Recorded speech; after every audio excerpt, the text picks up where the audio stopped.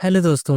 आज मैं आपके लिए लेकर आया हूँ मिस्ट्री और थ्रिलर से भरी मूवी ओसिपिंते ओसियाथू। तो चलिए इस मूवी का एक्सप्लेनेशन शुरू करते हैं। मूवी की शुरुआत एक कॉर्पोरेट कंपनी से होती है जहाँ पर माइकल और जॉर्ज आए होते हैं। माइकल और जॉर्ज दोनों भाई हैं। माइकल तहसीलदार है और जॉर्ज पुलिस ऑफिसर, लेकिन साथ ही साथ वो कंस्ट्रक्शन का भी काम करते हैं। जॉर्ज और माइकल का एक भाई और भी है जिसका नाम रॉय है। वह जंगलों में जाकर सर्वे का काम करता है। सभी भाई अपने पापा के यहाँ जाने के लिए निकल जाते हैं। उनका नाम ओसुपति है। वो अकेले ही रहते हैं और उनका अच्छा कारोबार भी है। एक तरीके से हम उसे अमीर बोल सकते हैं, पर वो साथ ही साथ कंजूस भी हैं। आज उनकी वाइफ की बरसी है तो सभी लोग वहाँ पर प्रेयर करने के लिए जा रहे होते हैं। वो सभी लोग प्रेयर करते हैं, फिर साथ में बैठकर खाना खाने लग जाते हैं। खाते समय माइकल अपने पापा को बोलते हैं, आप इस जगह को छोड़कर हमारे साथ क्यों नहीं रहते? पर उसके पापा बोलते हैं, क्यों, तुम्हें प्रॉपर्टी का बंटवारा करना है? और हंसने लग जाते हैं। देखने से तो ऐसा ही लग रहा था कि सभी को जल्द से जल्द अपनी प्रॉपर्टी का बंटवारा करना है। खैर, खाना खाकर फिर सभी अपने अपने घर निकल जाते हैं। माइकल की बीवी उसे खूब डांटती है क्योंकि वह लोग जहाँ रहते थे वहाँ पर वो रहना नहीं चाहती थी, और अब माइकल अपने पापा को भी साथ में रखने की बात कर रहा था। उसे यह बिल्कुल पसंद नहीं आता, पर माइकल भी इस बात पर ध्यान नहीं देता और बात घुमा देता है। माइकल की एक बेटी भी है जिसे माइकल बहुत प्यार करता है। पशुपति का एक भाई भी है, वह भी उनसे कुछ न कुछ पैसा मांगने के लिए आगे पीछे घूमता रहता है। उन दोनों का बंटवारा बहुत पहले ही हो चुका है और उसने पैसे भी सारे ले लिए हैं, लेकिन उसने कहीं न कहीं सारे पैसे उड़ा दिए और अब पैसे के लिए पशुपति पर केस फाइल करवा रहा है। पशुपति किसी केस से नहीं डरते, लेकिन पशुपति के भाई की बेटी की शादी है तो वो इसीलिए उनसे पैसा मांगने आया था। पर पशुपति उसे एक भी पैसा देने से मना कर देते हैं और वहां से भगा देते हैं। वहीं माइकल अपना काम कर रहा होता है कि वहां पर वर्गेसेतन आ जाता है। वर्गेसेतन की बेटी अंजलि से रॉय काइंड ऑफ प्यार करता है। वर्गीसेतन माइकल के पास इसलिए आया है क्योंकि जॉय नाम का आदमी तालाब बनवा रहा है, लेकिन तालाब बनाने के लिए वहां की जितने भी पत्थर है उस जगह से निकालकर दूसरे एरिया में लेकर जा रहा है। वर्गीसेतन को ये काम बिल्कुल पसंद नहीं, इसीलिए वो माइकल से बोलकर उसे रुकवाने आया है। पर माइकल भी सीधा मना कर देता है क्योंकि जॉय के पास इसका पूरा लाइसेंस है और इसमें माइकल कुछ भी नहीं कर सकता। वो वर्गीसेतन को कलेक्टर से जाकर बात करने के लिए बोलता है, पर वर्गीसेतन ने भी सोच लिया था अब इन्हें और पत्थर बाहर ले जाने नहीं देंगे, चाहे कुछ भी हो जाए। इस काम में रॉय भी उनका साथ देता है। अब एक दिन जब जॉय पत्थर लेकर जा रहा होता है तो रॉय और बाकी सब लोग जॉय को रुकवा देते हैं। रॉय और जॉय के बीच बहस होने लग जाती है, पर रॉय उन लोगों को वहां से पत्थर ले जाने नहीं देता। तभी पुलिस आ जाती है जो कि जॉर्ज ही होता है। जॉर्ज उन सबको जल्दी से जगह खाली करने के लिए बोलता है, लेकिन रॉय बोल देता है, क्या तुमने इन लोगों से घूस लिया है जो हमें हटा रहे हो? जिसे सुनकर जॉर्ज गुस्सा हो जाता है और रॉय को थप्पड़ मार देता है। बाद में गाड़ी में बैठाकर साथ में ले जाता है। जाते समय जॉर्ज रॉय को समझाता है, अगर छोटा भाई गलती करे तो बड़ा भाई उसे मार सकता है। वहीं माइकल और जॉर्ज जो बिल्डिंग बना रहे थे उसका एडवांस पेमेंट दे दिए थे, लेकिन बाकी के पैसे वह चुका नहीं पा रहे थे, जिसके लिए लोन वालों ने उन्हें 2 महीने का टाइम दिया था, नहीं तो उनकी प्रॉपर्टी सीज कर लेंगे। देखते देखते 1 महीने कैसे निकल जाते हैं पता ही नहीं चलता। माइकल और जॉर्ज बैंक में जाकर लोन क्लियर करने की भी बात करते हैं, लेकिन बैंक मैनेजर भी इसमें उन लोगों की मदद करने से मना कर देता है, जिसकी वजह से उन्हें जितने भी पुराने कंस्ट्रक्शन के काम आए थे वह लोग भी उनसे चाबी वापस मांग लेते हैं। अब इन सब से परेशान होकर वह लोग अपने पापा से पैसा मांगने का सोचते हैं। वहीं दूसरी तरफ रॉय भी अपनी गर्लफ्रेंड अंजलि के साथ बहुत ही अच्छा टाइम स्पेंड कर रहा होता है, पर अंजलि का भी अब हॉस्टल जाने का टाइम आ जाता है। रॉय अंजलि से पूछता है, क्या मैं तुम्हें तुम्हारे हॉस्टल छोड़ दूं? अंजलि मान जाती है। रॉय फिर अंजलि को लेकर हॉस्टल छोड़ने के लिए निकल जाता है, जहाँ पर उसकी मुलाकात औसीपति के भाई यानी उसके चाचा से होती है। वो अपनी बेटी सोनू को हॉस्टल छोड़ने आए थे। रॉय इनसे बात करता है। रॉय के चाचा उसे इमोशनली ब्लैकमेल करने लग जाते हैं कि मेरी बेटी की शादी है और मेरे पास पैसे नहीं है। वो रॉय से पैसे मांगते हैं, पर रॉय के पास भी पैसे नहीं होते, इसलिए वो रॉय से बोलकर औसीपति से मांगने के लिए बोलते हैं। रॉय बोलता है, मैं कोशिश करूंगा, और फिर रॉय पैसा जुगाड़ करने में लग जाता है। वो अपने दोस्त से भी पैसा मांगता है, पर उसके दोस्त के पास भी पैसा नहीं होता। जब रॉय के पास कोई और रास्ता नहीं दिखता तो वो अपने पापा के पास पैसा मांगने के लिए जाता है। रॉय जब अपने पापा को बताता है कि मुझे 5 लाख रुपए चाहिए तो इसके पापा उसे देने से मना कर देते हैं। रॉय बताता है मुझे इन पैसों की बहुत जरूरत है, पर वो नहीं मानते और पैसा देने से मना कर देते हैं। रॉय उन्हें मनाने की बहुत कोशिश करता है, जिसके बाद उसके पति बोलते हैं अगर तू यहाँ सुपरवाइजर का काम करेगा तो तू जितना पैसा मांगेगा मैं तुम्हें दे दूंगा। लेकिन रॉय भी वहाँ काम करने से मना कर देता है और वो निराश होकर वहाँ से चला जाता है। रात में माइकल और जॉर्ज भी अपने पापा के पास पैसा मांगने के लिए आ जाते हैं। वो भी बोलते हैं हमें पैसों की बहुत जरूरत है। उसके पापा उनसे पूछते हैं तुम्हें कितने पैसे चाहिए। वो 1.5 करोड़ की रकम बताते हैं, जिसे सुनकर ओसीपति के तो दिमाग ही हिल जाता है। वो उन्हें बोलते हैं मैं तुम्हें सोच कर बताऊंगा और वहाँ से चले जाते हैं। फिर माइकल और जॉर्ज भी बाहर बैठकर दारू पीने लग जाते हैं। वह लोग अपनी मम्मी की भी बात कर रहे होते हैं कि वहाँ उन्हें घर से कुछ गिरने की आवाज आती है, जिसे सुनकर वो दोनों घर की तरफ भागते हैं और देखते हैं एक आदमी वहाँ से दौड़ता हुआ जा रहा है। वह लोग उसका पीछा करने लग जाते हैं। जब वह आदमी बहुत दूर चला जाता है तो जॉर्ज पास ही पड़ा पत्थर उठाकर उसे मार देता है। पास जाने के बाद पता चलता है वह रॉय था, जिसे जॉर्ज ने मार दिया। जॉर्ज तो पत्थर फेंक कर वो आदमी को रोकना चाह रहा था, पर उस पत्थर से रॉय की जान चली गई। माइकल और जॉर्ज का तो रो रो कर बुरा हाल हो जाता है। माइकल के लिए तो ये सबसे ज्यादा बुरा होता है, क्योंकि माइकल ने रॉय को अपने बच्चे के जैसा पाला था। जॉर्ज माइकल से रिक्वेस्ट करता है कि हमें वैसे ही मुश्किल में है और अगर ये बात बाहर पता चल गई तो हम और भी मुश्किल में आ जाएंगे। हमारे बच्चों के बारे में हमें सोचना चाहिए। माइकल इस बात के लिए मान तो नहीं रहा था, पर मजबूरी में उसे हाँ करना पड़ता है। फिर दोनों मिलकर रॉय को घर के पीछे ही दफना देते हैं। बाद में वह अपने अपने घर जाने के लिए निकल जाते हैं। तभी उन्हें रास्ते में रॉय की बाइक भी दिखती है। जॉर्ज उस बाइक को भी ठिकाने लगा देता है। दूसरी तरफ अंजलि भी रॉय को कॉल लगा रही थी, पर रॉय कॉल नहीं उठा रहा था, जिसकी वजह से वो बहुत ही परेशान हो जाती है। वहीं माइकल को भी अच्छा नहीं लग रहा था। उसकी तो रातों की नींद उड़ गई थी, वह घर में नहीं रह पा रहा था। माइकल उस दिन जो अपने भाई का चेहरा देखा था वो भुला नहीं पा रहा था। जॉर्ज उसे समझाता है मैंने वो इंटेंशनली नहीं किया था, वो गलती से हो गया था। वो उसे बोलता है वहाँ कोई सबूत नहीं था, साथ ही साथ मैं पुलिस वाला हूँ, मैं सब चीज संभाल लूंगा, आपको चिंता करने की जरूरत नहीं है। जब जॉर्ज घर जाता है तो उसके यहाँ उसके चाचा आ जाते हैं। वो जॉर्ज से रॉय के बारे में पूछने लग जाते हैं। जॉर्ज घबराते हुए बता देता है कि रॉय अपने काम से बाहर गया होगा। रॉय के चाचा को पैसा चाहिए था, इसीलिए जॉर्ज ने बोलता है मैं और माइकल आपकी बेटी के लिए पैसा कहीं ना कहीं से अरेंज कर देंगे। देखते देखते कुछ दिन बीत जाते हैं और क्योंकि अब इतने दिन बाद भी रॉय उसके पापा से मिलने नहीं गया था तो उन्हें भी अब रॉय की चिंता सताने लगी थी। उन्हें भी कुछ न कुछ तो अजीब लग रहा था, क्योंकि जब लास्ट बार रॉय मिला था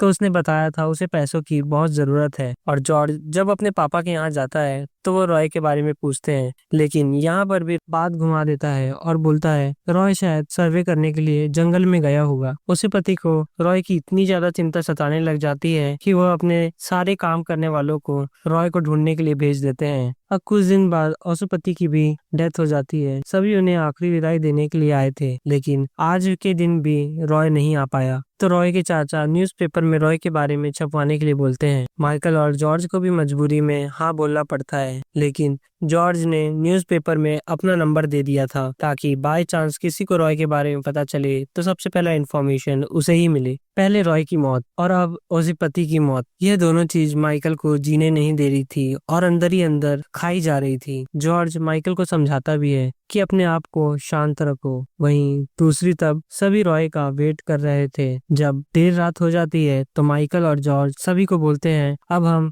औसुपति का अंतिम संस्कार कर देंगे, जिसे सुनकर वहाँ के कुछ लोग खुश नहीं होते। वह बोलने लग जाते हैं रॉय के बिना यह सब नहीं होने देंगे, जिसे सुनकर माइकल गुस्सा हो जाता है और आकर उन्हें मारने लग जाता है। जॉर्ज माइकल को संभालता है और उसे पकड़कर रूम में लेकर चला जाता है। माइकल एकदम टूट चुका था, उसके लिए तो जैसे सब उजड़ गया हो। औसुपति के खत्म होने के बाद माइकल अपने परिवार को लेकर उनके घर रहने चला गया। वहीं माइकल और जॉर्ज ने जो जमीन ली थी उसका पूरा पेमेंट न होने की वजह से एजेंट जमीन किसी दूसरे को सेल करने की बात करता है, पर माइकल यहाँ पर भी गुस्सा हो जाता है और उन लोगों को डांट डपट कर भगा देता है। अब माइकल और जॉर्ज औसुपति के अंडर जितने भी लोग काम करते थे उनको काम से निकाल देते हैं, साथ ही अपनी प्रॉपर्टी का बंटवारा करने की भी बात करने लग जाते हैं। वहीं उसका चाचा भी आ जाता है और वो भी अपनी प्रॉपर्टी के बारे में माइकल और जॉर्ज से बात करता है। साथ ही साथ वो धमकी भी देता है कि अगर मुझे मेरा हिस्सा नहीं मिला तो तुम्हें तुम्हारा मिलने भी नहीं दूंगा। अब माइकल और जॉर्ज लॉयर के पास चले जाते हैं अपना प्रॉपर्टी का हिस्सा लेने, लेकिन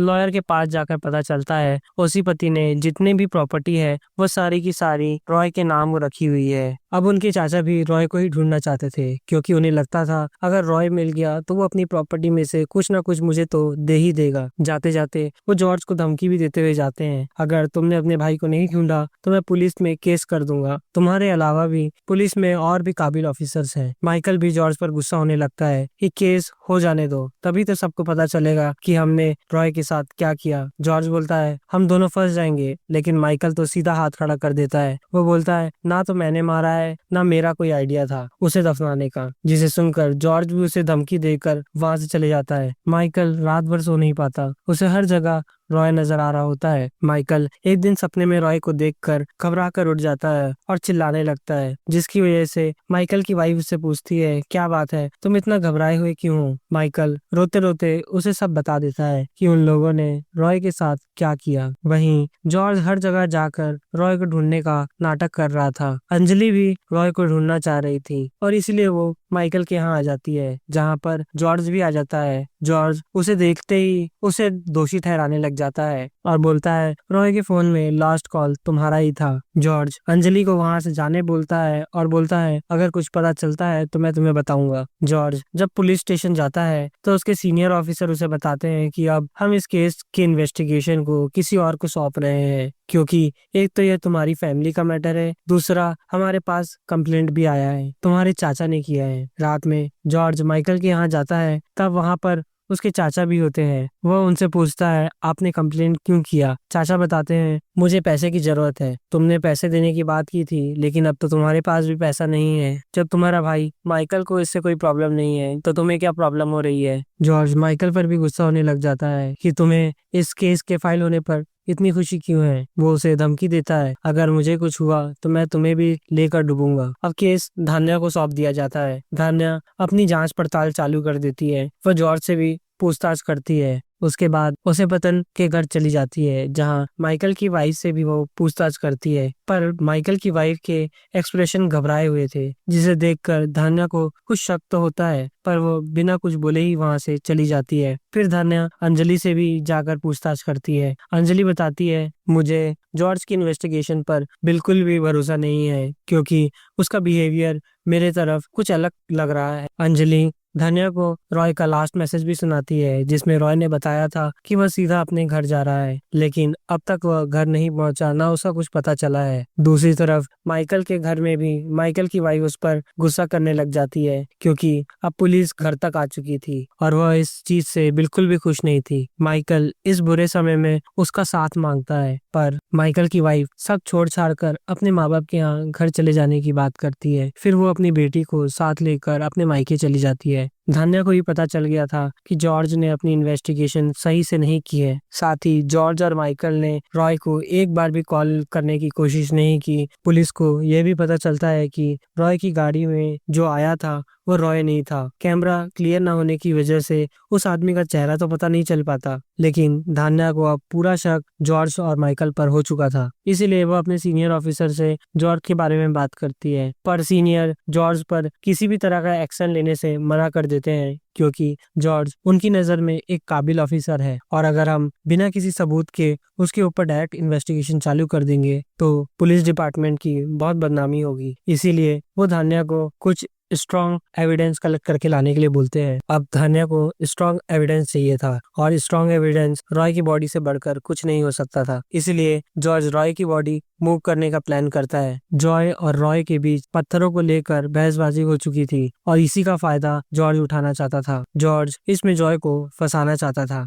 वो रॉय की बॉडी मूव करके जॉय के ठिकाने पर पहुंचाना चाहता था, पर माइकल ये सब करने से मना करता है, लेकिन जॉर्ज नहीं मानता, जिसके बाद माइकल और जॉर्ज मान जाते हैं रॉय की बॉडी मूव करने के लिए। दूसरी तरफ माइकल के चाचा को भी पैसा चाहिए था, तो वो कुछ लोगों को लेकर आ जाते हैं इलायची तुड़वाने के लिए। माइकल पहले तो लोगों को वहां से चले जाने के लिए बोलता है, पर जब वो नहीं मानते तो पास ही पड़ा पत्थर उठा लेता है और उन्हें धमकी देकर वहां से भगा देता है। नाना को पता चलता है लास्ट बार रॉय, जॉर्ज और माइकल एक ही साथ थे, इसलिए धान्या रॉय के घर में जाकर वहां पर इन्वेस्टिगेशन करती है। वहां उसे माइकल और रॉय का फोटो मिलता है, जिसे लेकर वो माइकल के पास चली जाती है। वो माइकल को फोटो दिखाकर उससे पूछताछ करती है। माइकल यहाँ इमोशनल हो जाता है, पर वो कुछ भी नहीं बताता। रात में माइकल जॉर्ज को अपने घर बुलाता है। माइकल जॉर्ज से इमोशनल बातें करने लग जाता है, मम्मी के मरने के बाद उनकी लाइफ कैसे एकदम चेंज हो गई। साथ ही साथ वह रॉय के साथ बिताए हुए पल भी याद करते हैं। माइकल जॉर्ज को बोलता है, अब मुझे पूरा यकीन है कल शाम तक सब कुछ ठीक हो जाएगा, क्योंकि कल शाम वो लोग रॉय की बॉडी वहां से मूव करने वाले होते हैं। अगले दिन हमें दिखाया जाता है माइकल ने धान्या को अपने घर बुलाया हुआ है। वो उसे बताता है रॉय जिंदा नहीं है। पुलिस उसी जगह जाकर रॉय की बॉडी वहां से रिकवर कर लेती है। कुछ ही देर बाद वहां पर जॉर्ज भी आ जाता है और वो माइकल के इस काम से बिल्कुल भी खुश नहीं होता। लेकिन सबसे बड़ा ट्विस्ट यहीं आता है। हमें पता चलता है माइकल ने पुलिस को सब सच सच नहीं बताया। माइकल ने सारा इल्जाम अपने ऊपर ले लिया, क्योंकि माइकल के लिए जॉर्ज और रॉय दोनों अपने ही बच्चों के समान थे। उसकी लाइफ तो बर्बाद हो गई थी, क्योंकि उसकी वाइफ और उसके बच्चों ने उसे छोड़ दिया था। पर माइकल जॉर्ज और उसकी फैमिली को बचाना चाहता था, इसीलिए उसने सारा इल्जाम अपने ऊपर ले लिया। यहाँ उसने अपने बड़े भाई होने का फर्ज तो निभाया ही, पर एक मुजरिम को बचा लिया। आपको ये मूवी का एक्सप्लेनेशन कैसा लगा कमेंट्स में जरूर बताना, और हमारे चैनल को भी सब्सक्राइब कर लेना ऐसे ही बेहतरीन मूवीज की एक्सप्लेनेशन देखने के लिए।